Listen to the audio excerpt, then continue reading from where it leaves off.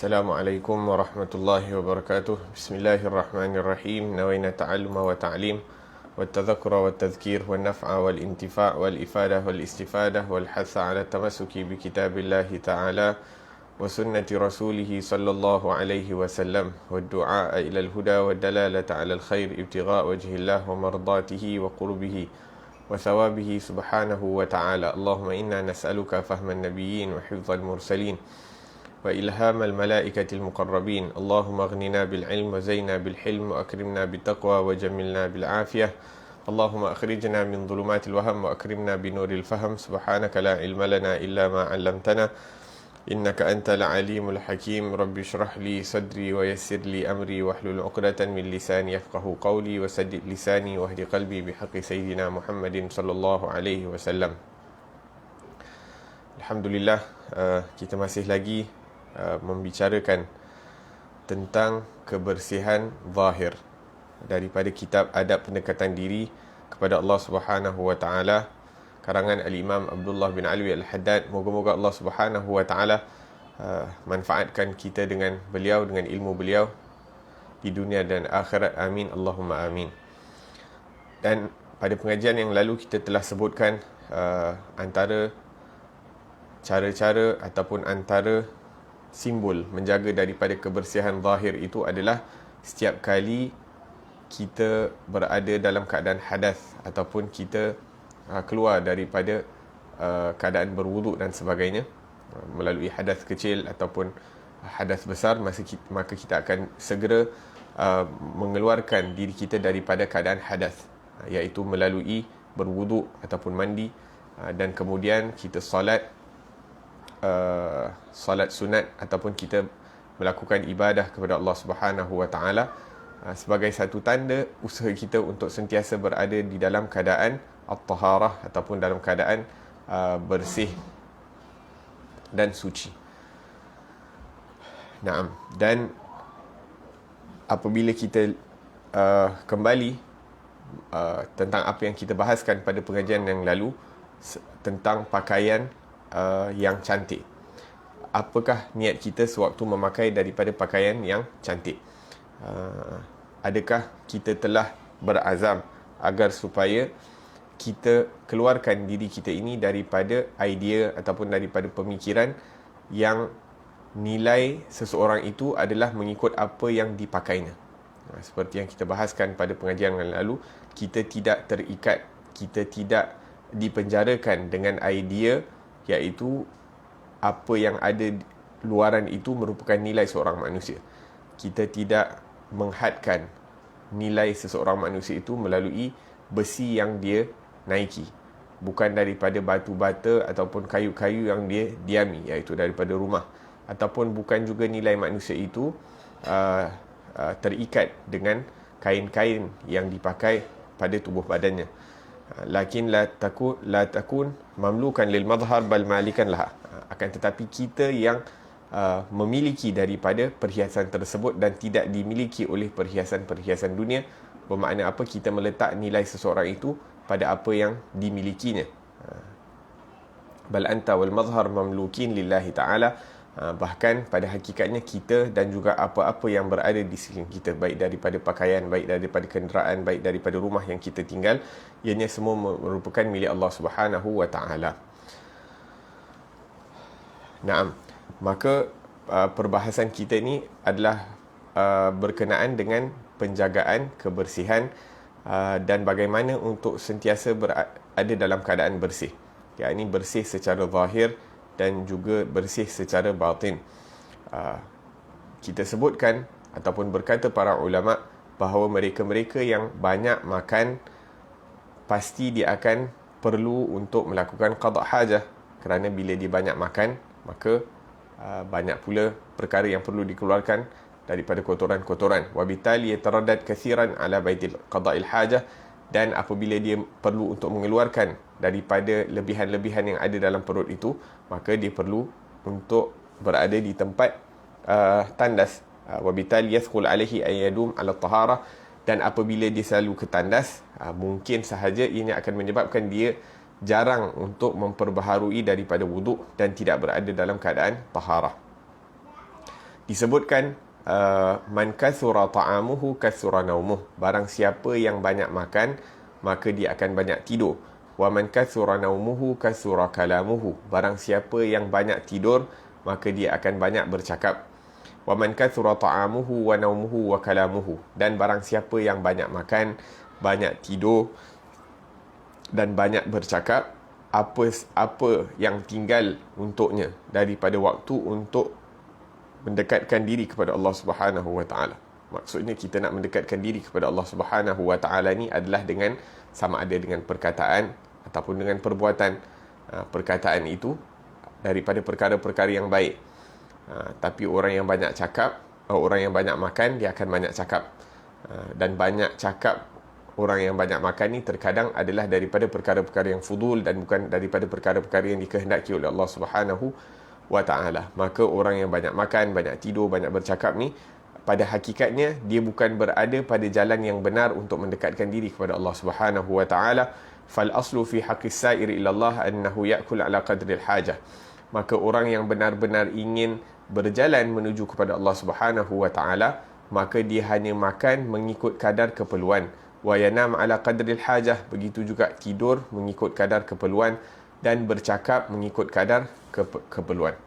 Maka kita sebutkan ini untuk menjaga, untuk sentiasa berada dalam keadaan wudu, maka perlu makan mengikut kadar yang diperlukan, tidur mengikut kadar yang diperlukan.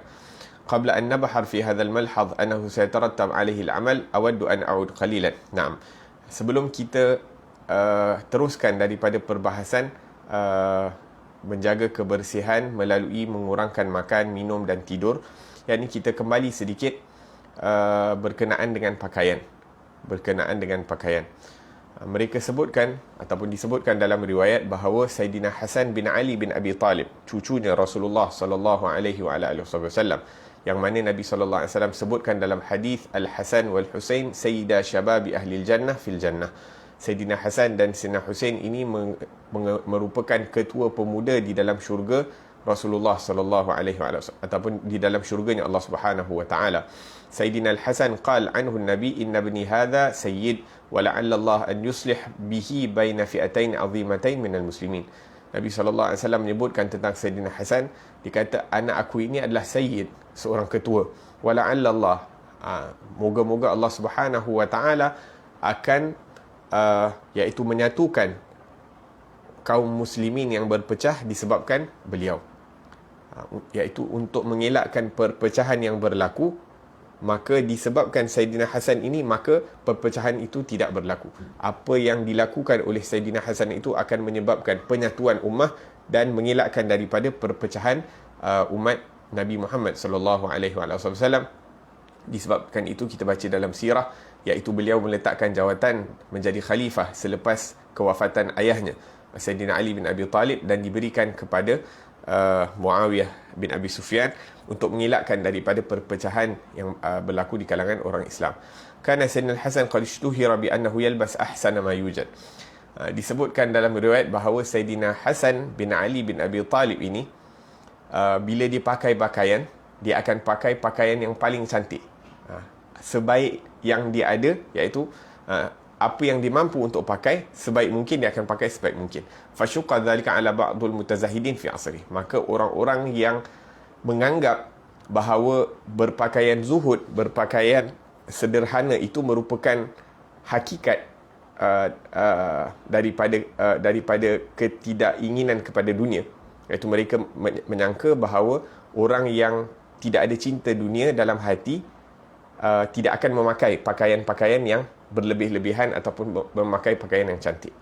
Wa atabahu fi dhalik, maka mereka tegur kepada Sayyidina Hasan bin Ali, kenapa kamu pakai pakaian yang cantik ataupun yang mahal, sedangkan iaitu ini menunjukkan bahawa seseorang itu mempunyai kecintaan terhadap dunia, dan kamu ini merupakan cucunya Rasulullah sallallahu alaihi wasallam sebagai satu role model kepada manusia. Jadi kenapa kamu berpakaian seperti ini, kata orang itu kepada cucunya Rasulullah sallallahu alaihi wasallam. Maka Sayyidina Hasan bin Ali mengatakan, inna libasi hadha yaqulu linnas anna ghaniyun amma fi aydikum. Dikata apa? Dikata aku berpakaian seperti ini dalam erti kata nak memberitahu kepada manusia yang berada di sekeliling aku, yakni aku tidak mengharapkan daripada pemberian kalian. Yakni alhamdulillah aku mempunyai kemampuan dan aku tidak memerlukan daripada bantuan orang-orang di sekelilingku. Walibasuka yaqulu linnas, akan tetapi pakaian kamu yang compang-camping ataupun kamu berpakaian yang lusuh dan sebagainya seakan-akan memberitahu kepada manusia anni muhtajun ila ma fi aidikum, seakan-akan mengatakan kepada manusia iaitu aku memerlukan bantuan, ini bantulah aku, tolong aku. Maksudnya apa dipakai cantik-cantik tu? Bukan sebab nak menunjuk-nunjuk kepada orang. Sebab apa? Sebab memang dia ada kemampuan untuk nak pakai macam tu, dan pada waktu yang sama dia tidak memerlukan bantuan daripada orang lain. Ada pun setengah-setengah orang berpakaian zuhud, berpakaian compang-camping, seakan-akan meraih perhatian orang dan ingin bantuan daripada orang lain. Maka Sayyidina Hasan bin Ali ingin beritahu kepada orang ni bahawa ia ini memakai daripada pakaian ini bukanlah kerana untuk menunjuk-nunjuk dan sebagainya. Setiap orang mempunyai niat masing-masing dalam berpakaian. Sayyidina Imam Ja'far As-Sadiq bin Muhammad Al-Baqir bin Ali Zainal Abidin bin Imam Hussein. Ja'far As-Sadiq bin Muhammad Al-Baqir bin Ali Zainal Abidin bin Imam Hussein. Cicitnya Sayyidina Hussein. Sayyidina Hasan dan Sayyidina Hussein adik-beradik, maka cicit saudaranya lah kiranya. Imam Ahlul Bait aidan fi asli, merupakan imam yang dikagumi pada waktunya. A'immatu Ahlul Bait hum a'immatul muslimin, dan ketua-ketua dan para-para imam di kalangan ahli keluarganya Rasulullah sallallahu alaihi wasallam, mereka ini merupakan ketua-ketua bagi orang Islam. Baik daripada imam Ahlus Sunnah wal Jamaah, mereka dianggap sebagai ketua, juga pada golongan-golongan yang tertentu pun menganggap mereka ini sebagai ketua. Antaranya adalah golongan Syiah menganggapkan Imam Ja'far As-Sadiq ini juga merupakan salah seorang daripada ketua mereka.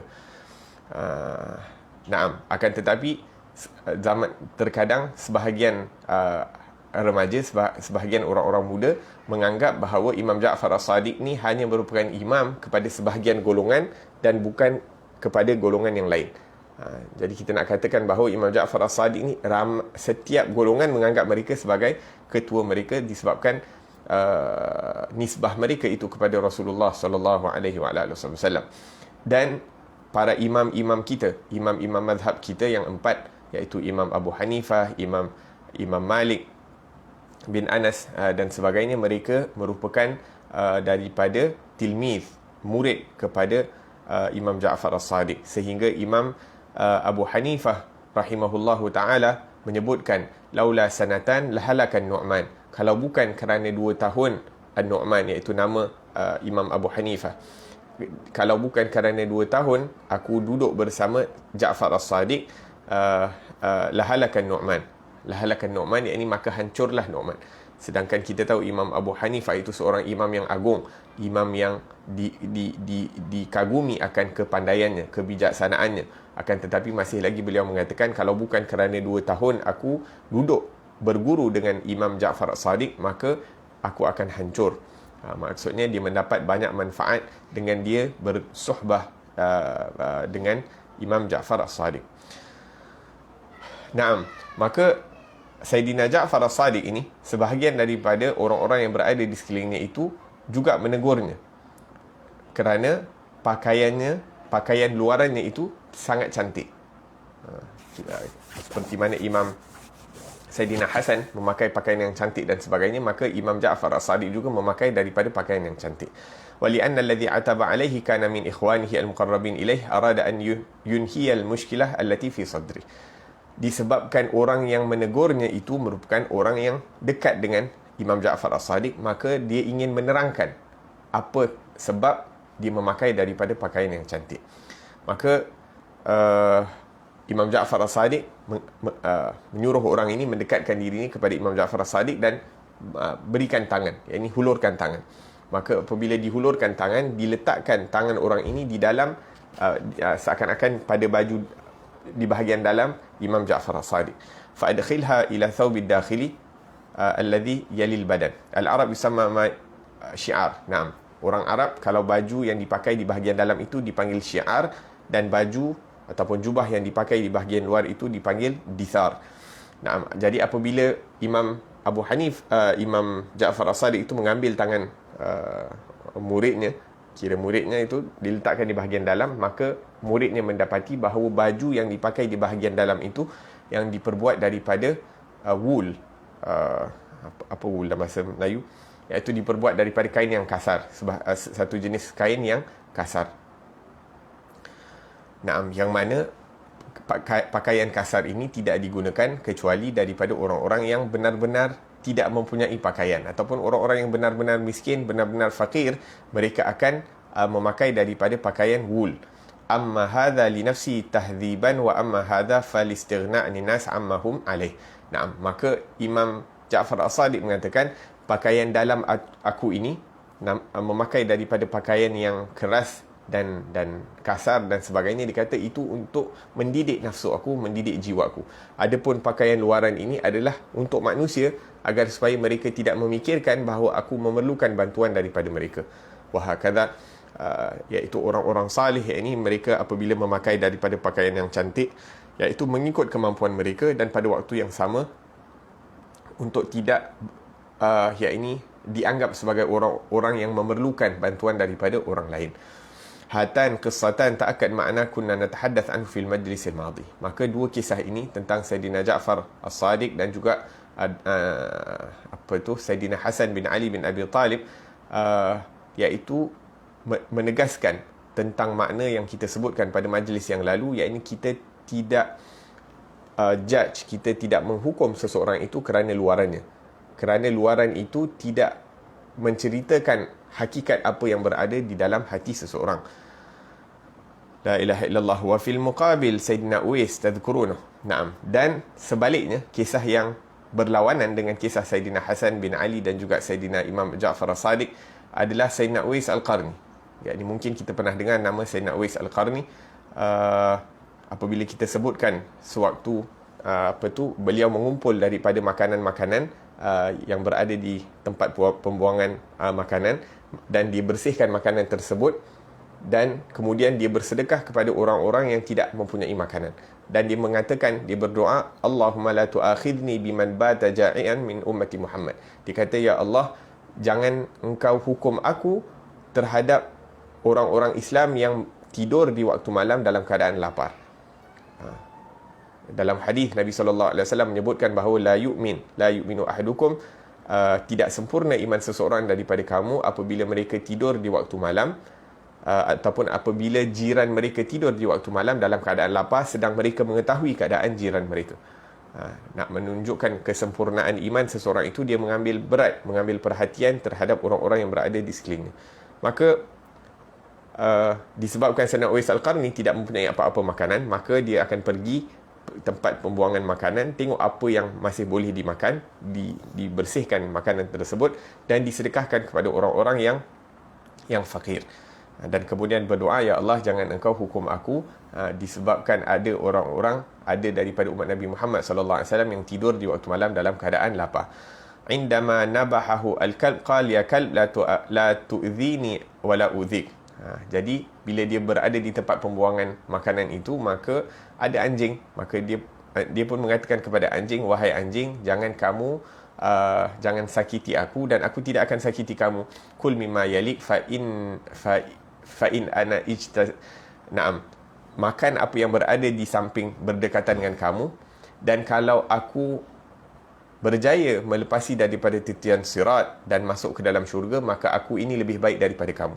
Adapun kalau aku jatuh waliyadzubillahi tabaraka wa ta'ala daripada titian as-sirat dan aku dimasukkan ke dalam api neraka waliyadzubillah, fa anta khairum minni, maka kamu lebih baik daripada aku. Kata siapa? Sayyidina Uwais Al-Qarni kepada anjing tersebut. Sayyidina Uwais kana hay'atuhu kanat rathah. Dan Sayyidina Uwais Al-Qarni ini pakaiannya opposite daripada apa yang dipakai oleh Sayyidina Hasan dan Sayyidina Ja'far As-Sadiq, iaitu pakaiannya cupang-camping dan mungkin lusuh dan sebagainya. Idza nadhara ilaihi la yubala bih. Bila orang tengok kepada Sayyidina Uwais Al-Qarni, mereka tak akan ambil peduli kepada orang-orang seperti ini kerana dianggap sebagai orang yang tidak ada nilai di sisi masyarakat.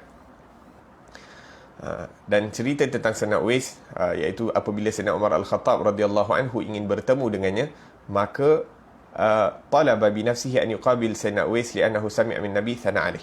Maka Sayyidina Umar bila ingin berjumpa dengan Sayyidina Uwais Al-Qarni, dia ingin berjumpa personally. Yang ini dia tak hantar orang untuk cari Sayyidina Uwais, akan tetapi Sayyidina Umar sendiri yang pergi untuk mencari daripada Sayyidina Uwais Al-Qarni kerana mendengar daripada pujian Rasulullah sallallahu alaihi wasallam. Naam. Nabi, antara pujian Nabi kepada Sayyidina Uwais adalah rajulun majhulun fil ardi wa ma'rufun fis sama. Orang yang tidak dikenali di atas muka bumi ini, akan tetapi sangat dikenali oleh penghuni langit.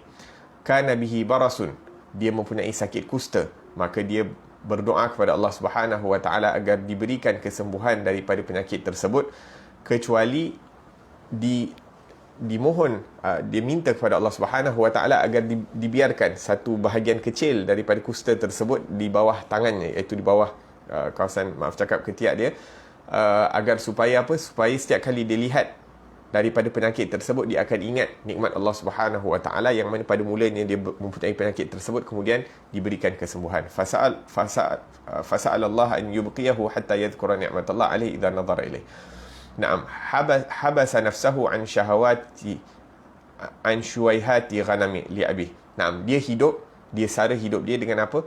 Dengan mengembala kambing milik ibunya, sebagai satu tanda kebaktian terhadap ibunya, Sayyidina Uwais Al-Qarni. Walaupun dia ingin untuk pergi berjumpa dengan Rasulullah, tapi disebabkan ingin berbakti kepada ibunya, maka ia terhalang daripada berjumpa dengan Rasulullah, sehingga Rasulullah sallallahu alaihi wasallam menceritakan sifat Sayyidina Uwais Al-Qarni ini secara detail kepada as-sahabah, khususan kepada Sayyidina Umar dan Sayyidina Ali. Dan Rasulullah berkata, "Ya Umar, ya Ali, kalau kamu pergi berjumpa dengan Sayyidina Uwais, kalau kamu dapat berjumpa dengan Sayyidina Uwais, maka mintalah doa daripada Uwais Al-Qarni dan mohon istighfar daripadanya, yaghfirillahu lakumah, pasti Allah Subhanahu wa taala akan ampuni kamu." Dan ini siapa?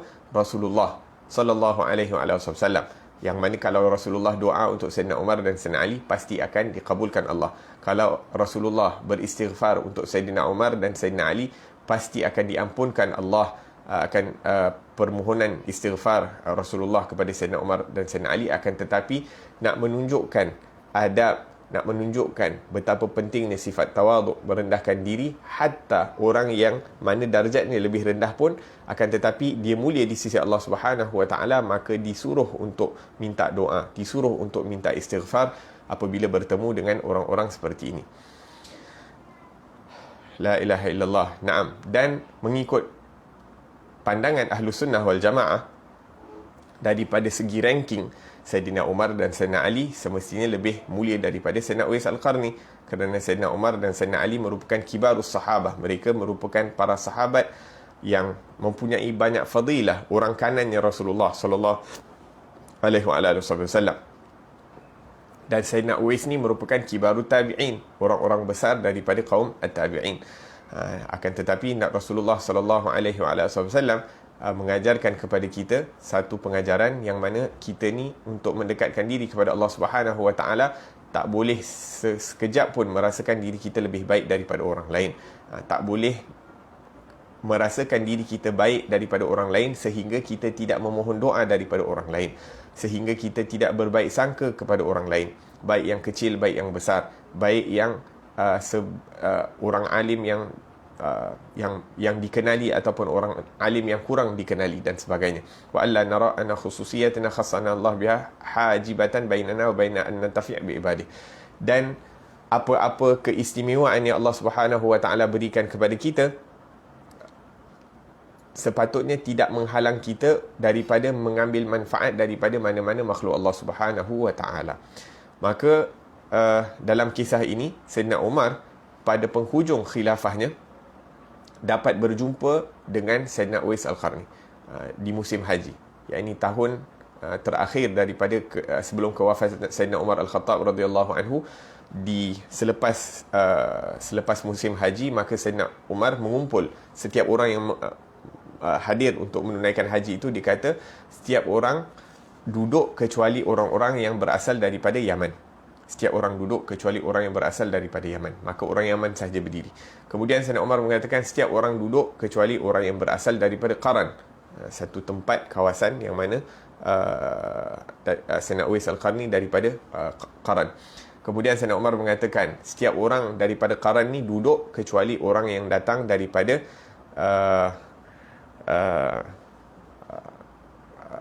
Amir, Bani Amir, daripada satu kabilah, tempat secara khusus daripada mana Sayyidina Uwais Al-Qarni ni datang. Maka tinggallah satu orang, berdirilah satu orang yang agak berumur. Kemudian ditanyakan oleh Sayyidina Umar Al-Khattab radhiyallahu anhu, wahai fulan, adakah kamu mengenal orang bernama Uwais? Maka orang ini mengatakan bahawa kami tidak mengenali siapa-siapa yang layak untuk kami kedepankan dengan nama Uwais, kecuali ada satu orang yang bernama Uwais, yang mana dia tinggal untuk mengembala daripada unta-unta kami ataupun menjaga daripada unta-unta kami. Dan orang ini adalah orang yang gila. Jadi bila Sayyidina Umar mendengar orang ini mengatakan Sayyidina Uwais itu gila, maka terus Sayyidina Umar mengatakan bik al-junun la bih, yang gila tu kamu, bukan Sayyidina Uwais Al-Qarni. Orang tu mengatakan bahawa Sayyidina Uwais Al-Qarni mengambil tugas mengembala daripada unta tersebut hanya dengan ganjaran 4 dirham, 4 shilling perak. La ilaha illallah. Maka terus Sayyidina Umar dan Sayyidina Ali mengajak, Sayyidina Umar mengajak daripada Sayyidina Ali untuk pergi bertemu dengan Sayyidina Uwais Al-Qarni. Jadi bila nampak Sayyidina Uwais daripada jauh, yang mana pada waktu itu dia sedang sembahyang di bawah pokok dan di sekelilingnya itu ada kambing-kambing. Sebelum kita pergi sambung daripada cerita tersebut, di sini kita dapat perhatikan bahawa Sayyidina Uwais ini dipuji oleh Rasulullah sallallahu alaihi wasallam. Walaupun Rasulullah tak pernah berjumpa dengan Sayyidina Uwais, akan tetapi orang-orang yang berada di sekeliling Sayyidina Uwais, yang mengenali Sayyidina Uwais, yang pernah melihat kepada Sayyidina Uwais, menganggap dia sebagai orang yang tidak betul ataupun orang yang gila.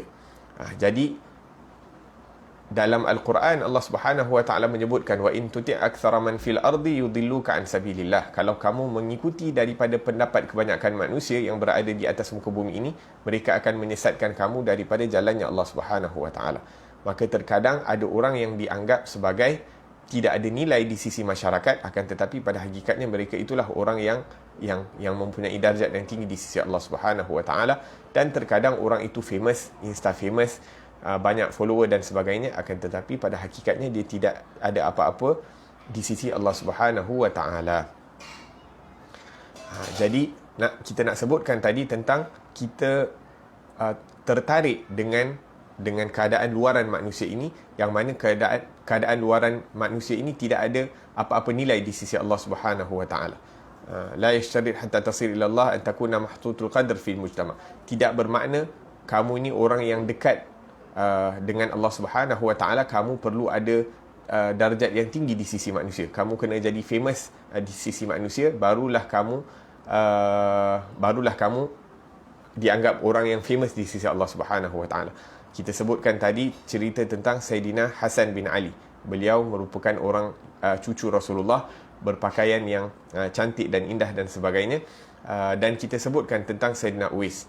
Sayyidina Uwais pakai pakaian yang lusuh, compang-camping, tetapi dua-dua mempunyai darjat yang tinggi di sisi Allah Subhanahu wa taala, iaitu berpakaian cantik tidak bermakna tidak menurunkan darjat Sayyidina Hasan bin Ali, dan berpakaian lusuh tidak menurunkan darjat Uwais Al-Qarni di sisi Allah Subhanahu wa taala. Jadi kita jangan tertipu dengan luaran. Yang kalau kita mampu berpakaian cantik, itu kemampuan kita. Adapun kalau kita tidak mampu untuk berpakaian yang cantik, dan itu memang kemampuan kita untuk pakai seadanya, maka itu kita pakai seadanya. Tidak perlu untuk kita nak merasa rendah diri apabila kita tidak mampu untuk berpakaian yang lebih sempurna daripada apa yang menjadi kemampuan kita. Maka Sayyidina Umar dan Sayyidina Ali pergi berjumpa, mencari daripada Sayyidina Uwais Al-Qarni, dan mendapati beliau sedang sembahyang di bawah sepohon pokok di Arafah, dan unta-unta berada di sekelilingnya makan daripada rumput. Maka Sayyidina Umar dan Sayyidina Ali memberi salam, Maka Sayyidina Uwais Al-Qarni memendekkan daripada solatnya dan menjawab daripada salam selepas solat tersebut. Wa takallama ma'ahu, dan mereka berdua, Sayyidina Umar dan Sayyidina Ali, berbicara dengan Sayyidina Uwais. Dan antara yang disebutkan oleh Sayyidina Umar itu adalah dia ingin memberikan duit kepada Sayyidina Uwais Al-Qarni. Tengok keadaan Sayyidina Uwais, Sayyidina Umar ingin memberikan duit kepada Sayyidina Uwais Al-Qarni. Dan beliau mengatakan kepada Sayyidina Uwais, ke mana kamu ingin pergi selepas haji? Maka Sayyidina Uwais mengatakan, aku ingin pergi ke Iraq. Maka Sayyidina Umar mengatakan bahawa khalas, aku akan tulis surat kepada iaitu menteri di Iraq agar supaya memberi perhatian kepada kamu dan memberikan sedikit duit dari Baitul Mal kepada kamu. La ilaha illallah. Dan sehingga kamu dapat beli baju yang pakaian yang lebih sesuai dan lebih sempurna, kata Sayyidina Umar. Al-kalam anil hay'ah. Maka Sayyidina Uwais mengatakan kepada Sayyidina Umar, ya Amirul Mu'minin, wahai Sayyidina Umar, inna ma'i hadhihi darahim al-arba'ah. Dia kata, wahai Umar, aku ada 4 dirham bersama aku ini, allati a'tani hal qaum ala ra'i ibilihim. Yakni mereka berikan aku 4 dirham ni kerana menjaga daripada unta kamu. Wala adri a'ish hatta unfiqaha aw amut.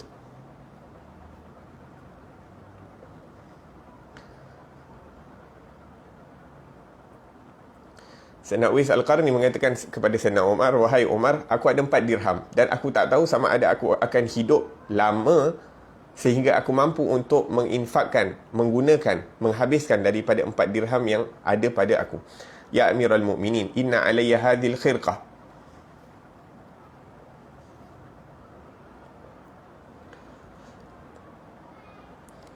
Wahai Amirul Mu'minin, aku mempunyai pakaian yang senang aku pakai ini, al-labis. Aku tidak mengetahui sama ada aku akan hidup lama sehingga aku akan melusuhkan baju ini, yakni menggunakan baju ini sehingga dah tak boleh nak pakai lagi. Aw amut qabla an uhriqah. Ya Amirul Mu'minin, inna baina aydina aqabatun murtafi'ah. Kemudian Sayyidina Uwais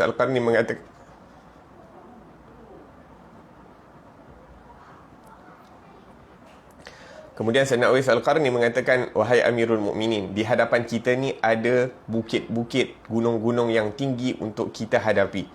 Tidak ada orang yang mampu untuk melepasi daripada bukit-bukit ataupun halangan-halangan tersebut kecuali orang yang ringan bebannya, iaitu orang yang membawa beban yang berat tidak akan mampu untuk melepasi daripada halangan-halangan yang berada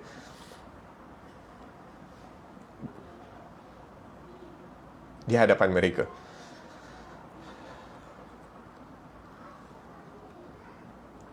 Maka Sayyidina Umar Al-Khattab radhiyallahu anhu, yakni mengambil daripada cemetinya dan memukul sekuat-kuatnya ke atas bumi,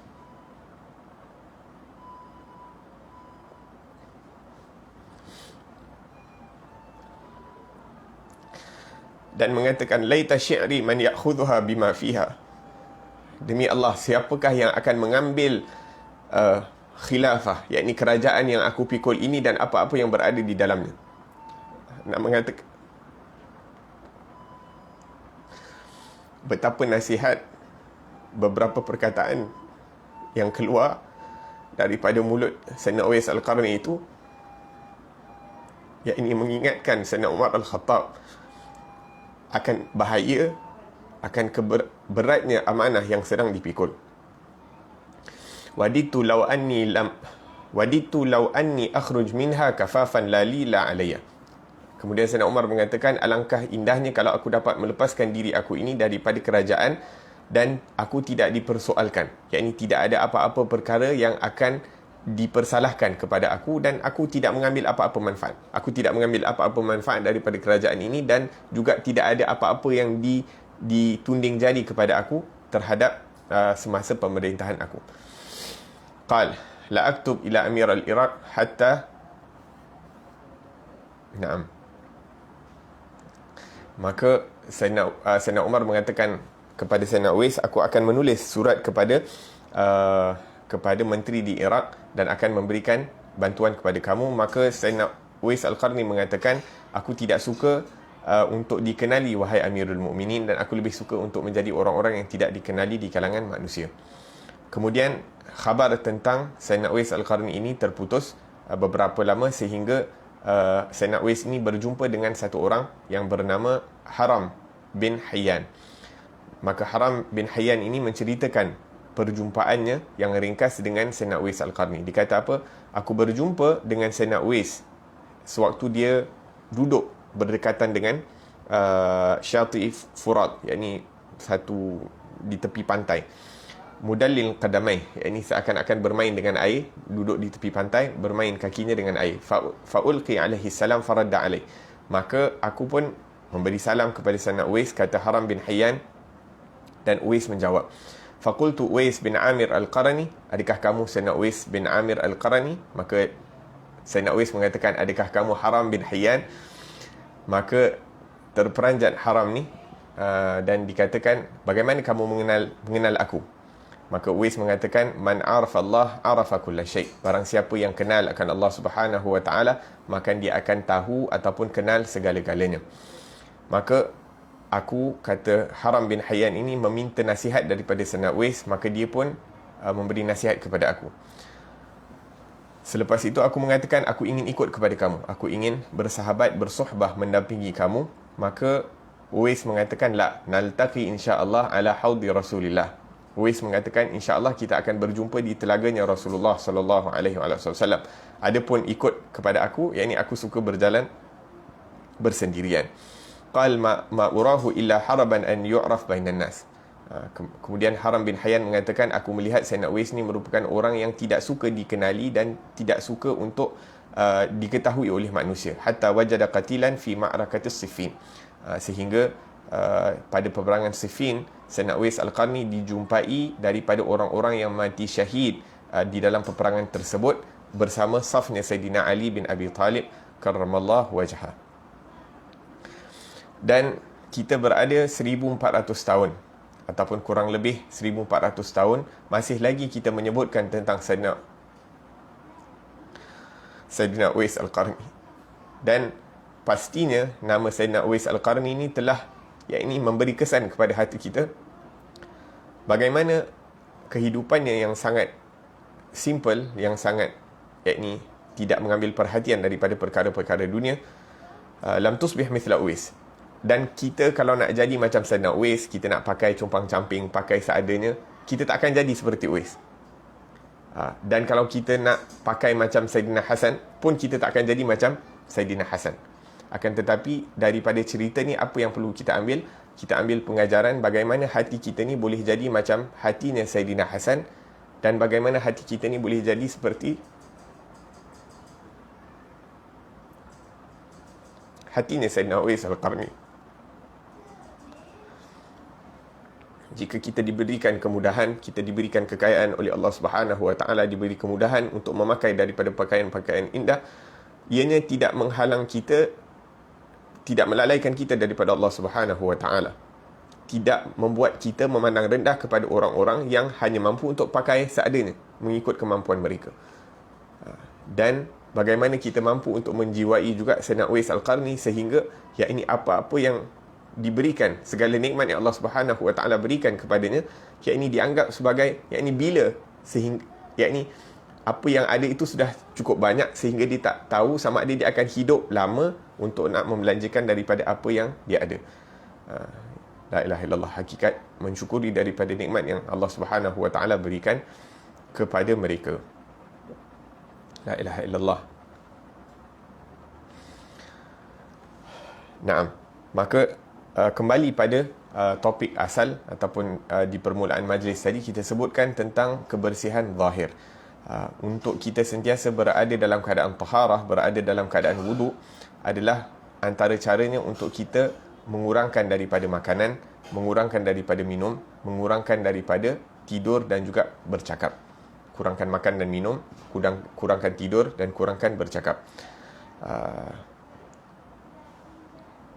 Dan apabila kita kurangkan makan dan minum, maka kita tidak ada keperluan untuk nak pergi ke tandas banyak kali. Dan apabila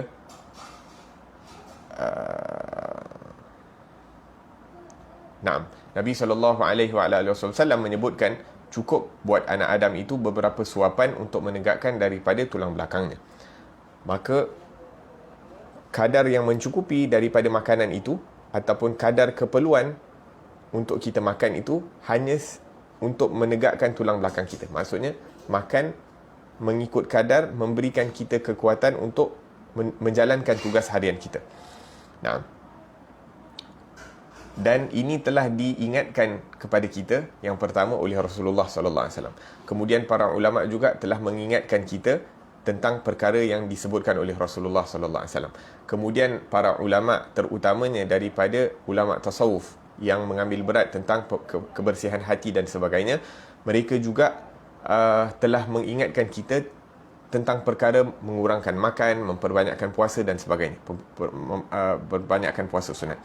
Akan tetapi kita ni yang banyak menggunakan logik akal dan sebagainya, terkadang hatta dengan para ulama kita berani untuk mengatakan kepada mereka, syuf, ya ini orang manusia ni yang makan banyak dan sebagainya itu daripada duit mereka yang halal dan sebagainya, apa salahnya untuk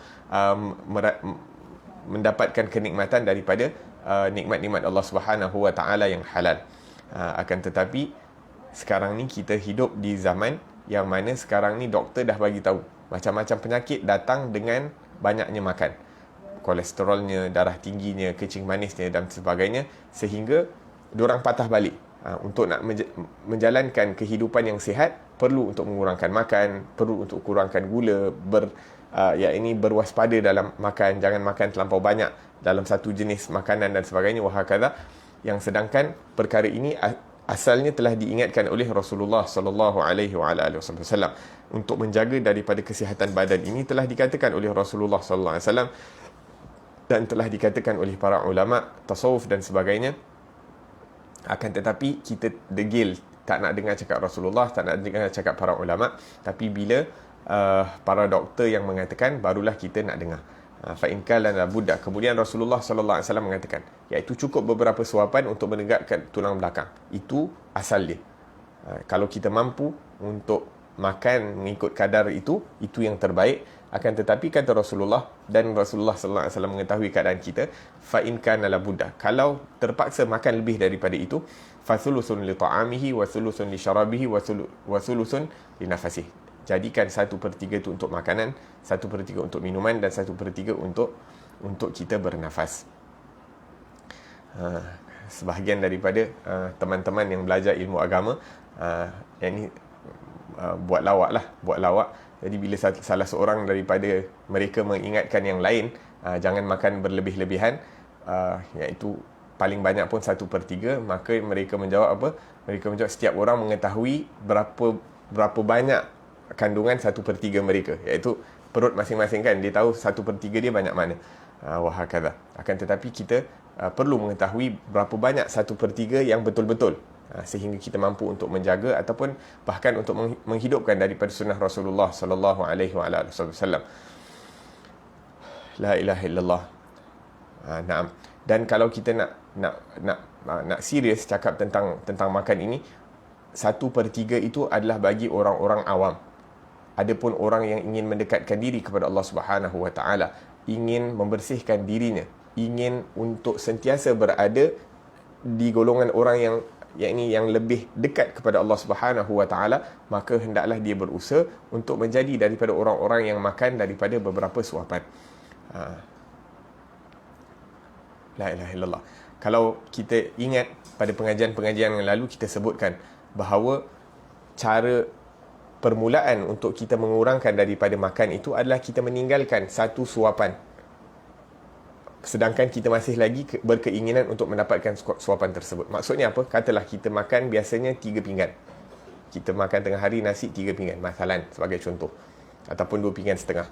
Jadi bila kita habis makan 2 pinggan tu, kita boleh lagi nak tambah setengah pinggan.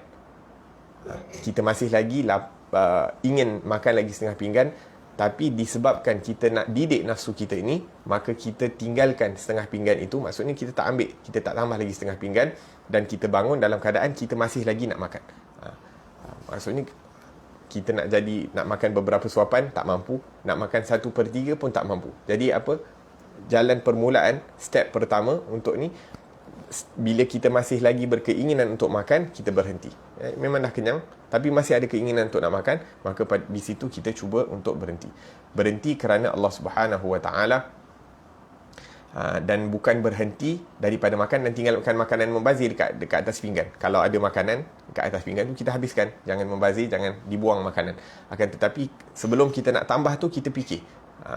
Contohnya kita dah 2 kali tambah, khalas. Lagi setengah tu kita biar dalam perut supaya boleh dimakan oleh orang lain. La ilaha illallah fa inna an-nafsa idza awwadta an tuftimha qabla an tulabbi hajataha badat takhda' lak. Kerana apa? Kerana nafsu ni apabila kita tahan, kita train dia untuk tidak memberikan segala apa yang dikehendaki, maka nafsu itu sedikit demi sedikit akan mula mendengar kepada arahan kita. Selagi mana kita duk dengar arahan nafsu nak tu kita bagi, nafsu nak ni kita bagi, nafsu nak tu kita bagi, dia tak akan dengar cakap kita. Tapi bila kita tahan, maksudnya keinginan nafsu tu nak 2 pinggan setengah, tapi kita bagi hanya 2 pinggan. Lepas tu bila lama-lama dia nak 2 pinggan, kita bagi 1 pinggan setengah. Wahakadha, maka lama-kelamaan dia akan mula untuk dengar cakap tuan dia dan akan mudah untuk dididik nafsu tersebut. Lakin in a'taitaha ila muntahajatiha, akan tetapi kalau kita dah biasakan memberikan segala apa yang dikehendaki oleh hawa nafsu, bahkan memberi lebih daripada apa yang diinginkan, maka tidak mudah untuk kita nak mendidik daripada nafsu tersebut. Waja'aka an-naum wa nimt ja'a waqtul qiyam mastata'ta an taqum min al-lail. Jadi bila kita makan sehingga penuh perut, sehingga kenyang, mata pun menjadi berat, kita tidur, dan bila kita tidur susah juga nak bangun. Nak bangun di waktu malam pun susah, sebab apa? Perut kita dah penuh. Kadang-kadang nak bangun subuh pun menjadi satu perkara yang sangat susah, sangat berat. Kerana apa? Kerana perut kita penuh dengan makanan dan kenyang. Waliyadzubillahi tabaraka wa ta'ala. Moga-moga Allah subhanahu wa ta'ala ampunkan dosa kita dan ampun dosa seluruh orang-orang Islam. Amin, Allahumma amin. La ilaha illallah. Jadi bila kita tak mampu untuk menjaga daripada perkara-perkara ini, ini daripada makan, daripada minum dan sebagainya, bercakap, maka kita tak mudah untuk menjaga daripada waktu. Kalau benda-benda yang basic, makan, minum, tidur, bercakap dan sebagainya, kita tak mampu untuk nak didik, maka kita tidak akan mampu juga untuk nak menjaga daripada waktu, dan tak mampu untuk memenuhi daripada waktu itu dengan perkara-perkara yang bermanfaat. Sebab apa? Sebab masa kita tu sibuk dengan makan. Makan kalau 2 pinggan, mengambil masa lebih daripada makan 1 pinggan. Makan satu hari 3 kali, mengambil masa lebih daripada makan hanya 1 hari sekali. Bila makan banyak pula, tidur pun jadi banyak. Bila tidur banyak, dah ambil banyak masa. Bila dah banyak tidur dan banyak makan, kita cakap akan banyak bercakap. Banyak bercakap, banyak membawang dan sebagainya pun ambil masa. Sehingga kebanyakan masa kita seharian itu digunakan untuk perkara-perkara yang tidak mendatangkan manfaat di dunia, apatah lagi di akhirat. La ilaha illallah. Jadi bagaimana mungkin dia ingin berjalan menuju kepada Allah, mendekatkan diri kepada Allah Subhanahu wa ta'ala. Dan kita sebutkan tadi tentang menjaga daripada kebersihan dan mengurangkan makan dan mengurangkan tidur dan sebagainya. Bila banyak makan, kita cakap banyak perlu untuk pergi ke tandas. Maka Imam Malik bin Anas rahimahullahu ta'ala, Imam Darul Hijrah, beliau yang duduk di kota Madinah, dia hanya makan 1 hari sekali. Dan disebabkan dia makan 1 hari sekali, maka dia tak perlu untuk pergi ke tandas lebih daripada 1 hari sekali. Apakah connection di antara apa yang kita sebutkan tadi untuk menjaga kebersihan ataupun sentiasa berada dalam keadaan wuduk dengan topik ini? Wa huwa ma'nal adab ma hiyal baldah allati kana yaskun fiha sayyidina Imam Malik. Iaitu Imam Malik ni duduk di mana? Dia duduk di kota Madinah, di Madinahnya Rasulullah sallallahu alaihi wasallam. Moga-moga Allah Subhanahu wa taala kurniakan kita untuk berziarah ke kota Madinah dan juga dapat duduk di sana, duduk berdekatan dengan kota Madinah, dan moga-moga Allah Subhanahu wa taala jadikan tempat terakhir kita daripada dunia ini berada di kota Baqi'. Yakni kita dikuburkan di pemakaman Baqi'. Amin, Allahumma amin. Jadi Imam Malik ni dia duduk di kota Madinah, dia makan 1 hari sekali, dia pergi tandas 1 hari sekali, dan setiap kali dia nak pergi ke tandas, dia akan keluar daripada kota Madinah. Dia takkan buang air di dalam kota Madinah. Kerana apa? Adab bersama Rasulullah sallallahu alaihi wasallam. Dan beliau mengatakan, aku malu untuk meletakkan kotoran-kotoran yang keluar daripada tubuh badan aku ini di tempat yang mana mungkin Rasulullah pernah lalu di situ ataupun Rasulullah pernah duduk di situ. Wa kana la yanta'il fil Madinah abada, dan dia tidak pernah memakai selipar sewaktu berada di dalam kota Madinah, dan dia juga tidak pernah menunggang daripada tunggangannya sewaktu berada di kota Madinah. Adab yang ditunjukkan oleh Imam Malik itu kepada Rasulullah sallallahu alaihi wasallam sewaktu berada di kota Madinah. La ilaha illallah. Moga-moga Allah Subhanahu wa taala pilih kita untuk pergi ke kota Madinah, dan moga-moga Allah Subhanahu wa taala juga beri kita taufik untuk menjaga daripada adab-adab sewaktu berada di kota Madinah dan juga kota Makkah. Amin Allahumma amin. Akan tetapi Sayyidina Imam Malik, dia pernah dinaikkan di atas binatang tunggangan sewaktu dia diazab, sewaktu dia dihukum oleh pemerintah. Dia ditangkap dan juga dipenjarakan secara zalim, dan dia diletakkan di atas tunggangan dalam keadaan terbalik. Orang duduk kepala ke atas, kaki kat bawah.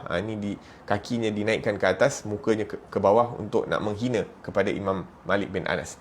Maka dibawa, iaitu diparadkan ke seluruh kota Madinah di atas tunggangan tersebut. Maka Imam Malik bin Anas mengatakan, dia kata, ya ayuhan nas, wahai manusia, barang siapa yang kenal akan aku, maka dia kenal aku. Barang siapa yang tidak mengetahui siapa aku, maka akulah Malik bin Anas al-Asbuhi, yang memberi fatwa bahawa orang yang menjatuhkan talak secara terpaksa, iaitu tidak dikira talaknya. Maksudnya pada waktu itu Imam Malik bin Anas memberi satu fatwa, iaitu orang yang menjatuhkan talak secara terpaksa, maka talaknya itu tidak dikira. Akan tetapi perkara itu dijadikan sebagai satu perkara politik, sehingga disebabkan perkataan itu beliau diseksa dan beliau ditangkap dan dimasukkan ke dalam penjara. Walhasil, beliau makan satu hari sekali dan hanya pergi tandas satu hari sekali, dan apabila perlu untuk menunaikan hajatnya, beliau akan keluar daripada sempadan kota Madinah. Akan tetapi sempadan kota Madinah di zaman itu kecil. Sekarang ni, kalau ikut sempadan kota Madinah di zaman dahulu itu, mengikut kadar kebesaran Masjid Madinah, Masjid Nabawi sekarang. Maksudnya Masjid Nabawi itu telah dibesarkan dengan sebesarnya, sehingga seakan-akan merangkumi seluruh kota Madinah di zaman dahulu. Allahu Akbar. Na'am, yaqdi hajah wa yarji' maratan ukhra. Jadi bila dia keluar daripada kota Madinah untuk menunaikan hajatnya, dan dia akan kembali ke kota Madinah, nak menunjukkan betapa Imam Malik bin Anas ini mampu untuk mengawal dirinya, mampu untuk mengawal nafsunya sehingga tidak makan lebih daripada sekali sehari, dan mampu untuk mengawal juga pergi ke tandas satu hari sekali. Wa kana la yanam illa ala qadri hajah. Juga Imam Malik bin Anas tidak tidur kecuali bila terpaksa. Wabitali makan nafsu tastati' an taghlibahu, dan disebabkan dia mampu untuk menahan nafsu dia daripada makan, daripada minum, daripada tidur dan sebagainya, maka dia sendiri dapat kontrol diri dia. Nah, jadi poin yang kita nak sebutkan di sini, bagaimana kita mampu untuk mengawal daripada nafsu, mula daripada percakapan, mula daripada makan dan minum, mula daripada tidur dan sebagainya. Bila kita didik nafsu kita ni sikit demi sedikit, lama kelamaan hatta nafsu ini mampu untuk dikawal dan mampu untuk kita paksa dia untuk turut daripada apa yang dikehendaki oleh Allah Subhanahu wa taala, sehingga menjadi daripada nafsu-nafsu yang disebutkan oleh Nabi sallallahu alaihi wasallam, ya la yu'minu ahadukum hatta yakuna hawahu taba'an lima ji'tu bih. Tidak sempurna iman kamu sehingga nafsu kamu itu mampu untuk mengikuti daripada apa yang dibawa. Maksudnya kita train dia daripada keadaan yang paling rendah, daripada makan, daripada minum, daripada tidur dan sebagainya, sehingga train kita didik dia, latih dia sampai dia mampu untuk ikut 100% seperti apa yang dikehendaki oleh Rasulullah sallallahu alaihi wa ala alihi wasallam. Naam. Dan apabila nafsu ini dikawal, dididik, ia akan menjadi satu tahap yang mana dia akan menjadi macam ada superpower. Hatta perkara-perkara yang kadang-kadang kita fikir tak boleh nak masuk akal, tak mampu untuk dilakukan, boleh dilakukan oleh orang-orang yang mampu untuk mengawal daripada nafsu mereka. Nah, satu cerita yang famous tentang Imam Malik bin Anas rahimahullahu taala, satu hari dia membaca daripada hadis Nabi sallallahu alaihi wasallam, mengajar hadis Nabi sallallahu alaihi wasallam di dalam raudahnya Rasulullah. Kana idza arada an yumli fi ayyamil arab aw asy'arihim yumli. Imam Malik ni kalau dia nak baca, nak mengajar sejarah ataupun nak mengajar perkara-perkara yang terkait dengan Arab dan sebagainya, maka dia akan mengajar. Akan tetapi kalau dia nak membaca daripada hadis Rasulullah, nak mengajar hadis Rasulullah sallallahu alaihi wasallam, maka dia akan mandi, dia akan memakai daripada wangi-wangian dan juga akan memakai pakaian yang paling cantik yang dia ada. Dan di sini kita kembali pada masalah pakaian cantik. Kita cakap apa? Imam Malik bin Anas, dia nak pakai pakaian cantik bila dia nak buat perkara yang baik. Maksudnya bila dia nak menghadiri atau nak mengajar hadis Rasulullah sallallahu alaihi wasallam, iaitu itu perkara yang baik, maka dipakai pakaian yang paling cantik. Kerana apa? Kerana nak memuliakan hadis Rasulullah sallallahu alaihi wasallam, kerana ingin memuliakan daripada majlis ilmu, kerana ingin memuliakan daripada apa yang sedang dibacakan daripada hadis Rasulullah sallallahu alaihi wasallam.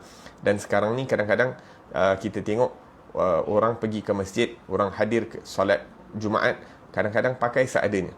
Ini mereka nak pergi sembahyang Jumaat, hari Jumaat hari off day, maka diorang pakai pakai t-shirt, pakai seluar. Terkadang ada yang pakai apa sahaja yang diorang boleh sarung, diorang sarung untuk pergi menghadiri solat Jumaat.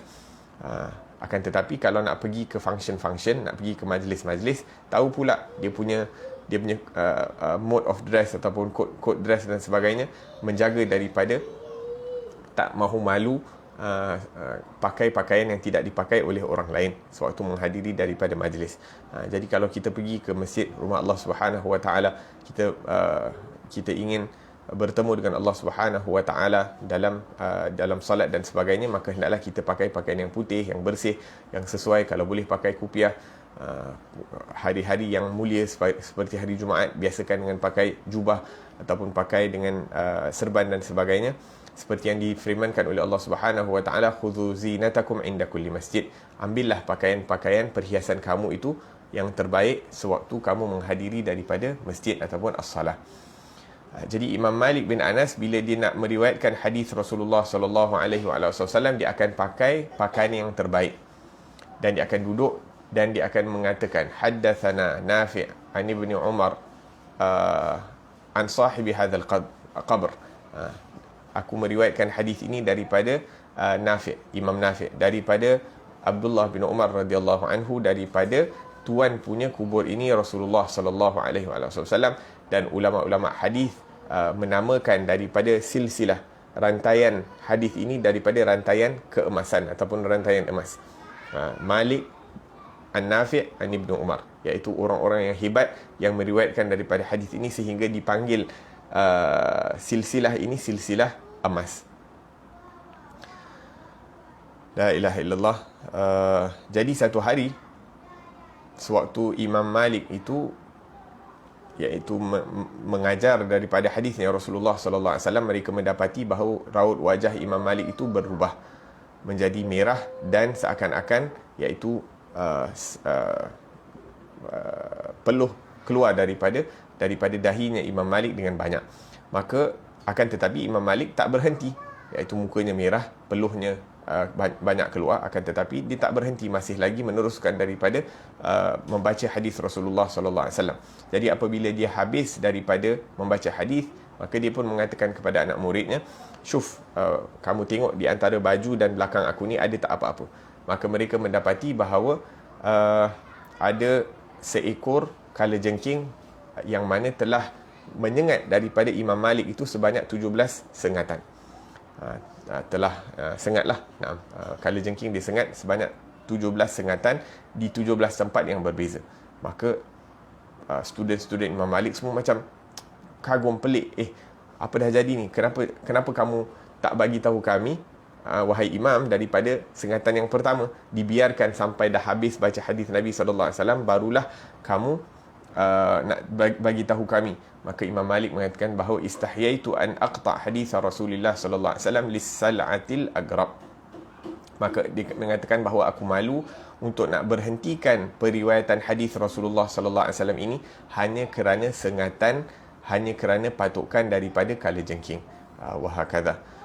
Zaman sekarang ni kita hanya ada lalat kacau dekat muka kita, ataupun ada semut kemungkinan kadang tergigit sikit, ataupun kadang-kadang aircon dalam masjid ataupun kipas dekat masjid itu tak sejuk, tak kuat, kita terganggu konsentrasi kita di dalam as-salah sewaktu kita sedang menghadap Allah Subhanahu Wa Taala. Punya kita tak mampu untuk mengawal diri kita ini, sehingga perkara-perkara yang remeh pun mampu untuk mengganggu daripada konsentrasi kita. Akan tetapi orang-orang yang sudah berjaya mengawal daripada nafsu mereka itu, daripada perkara-perkara yang daripada makan, tidur, perkataan dan sebagainya, sehingga ini hatta emosi mereka terganggu, perkataan mereka itu masih lagi perkataan yang bersesuaian dengan adabnya Rasulullah sallallahu alaihi wasallam. Emosi mereka terganggu, akan tetapi kemarahan mereka itu mampu dijaga dan sebagainya.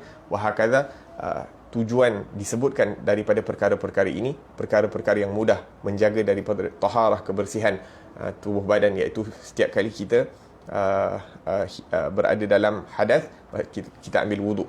Biasakan, latihkan diri kita itu buat perkara-perkara yang ringan, walaupun pada permulaannya ianya adalah berat, akan tetapi ianya akan menyampaikan kita kepada level yang lebih tinggi, sehingga perkara yang sekarang ni kita anggap impossible, tak masuk akal untuk dilakukan, akan tetapi lama kelamaan kalau kita berterusan dalam bersusah payah untuk mendidik nafsu ini, insya-Allah dia akan sampai kepada tempat yang dikehendaki, insya-Allah taala.